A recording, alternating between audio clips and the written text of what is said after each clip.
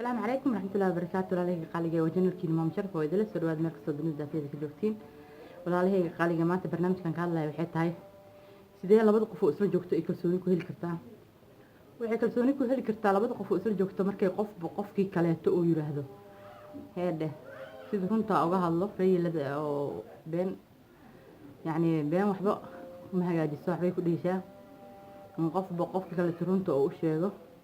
uusan wax beena uusan u sheegin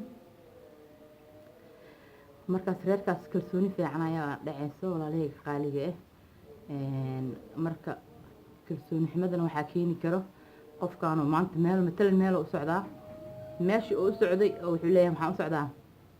meel kaleeto sheegaya meeshii u socdayna ma sheegayo qofku wuxuu maqlayaa in meeshii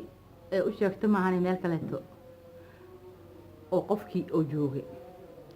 bis qofku marka muxuu isleeyahay walaalahayga qaaliga wuxuu isdhahayaa qofkan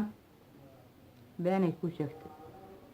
marka labada qof oo reerka dhaqaayana waxay ku fiican tahay ugu sii fiican tahay runta in la isku sheego sheega kalsoonida la yiraahdana runta ayay ku imaadaa beenta kuma imaado walaalahayga qaaliga reerku wuxuu ku wanaagiisa ku soo baxayaa markay labada qof isku kalsoon tahay kalsoonida inay dhisan tahay in waxa fiican been la isku sheegin marka walaalahayga qaaliga inaan been isku sheegno ma ahan waa inaan wanaaga isfarnaa xumaatada iska reebnaa walaalahayga qaaliga marka waxaan isku dhiirigelinayaa oo isku baraarujinayaa in si aysan u dhimin kalsoonida reerkaas in aan labada qof si fiican u sheegto tiraado aniga walaalo meesha socda kalsoonida hadii oo been imaado kalsoonida waa dhume beenna reer ma ku dhaqmaayo walaalahayga qaaliga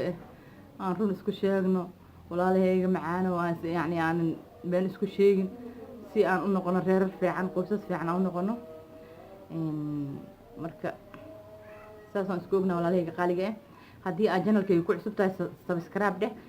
like ii saar ii share garey comment ka bixi barnaamijka. asalaamu calaykum waraxmatullahi wabarakaatu.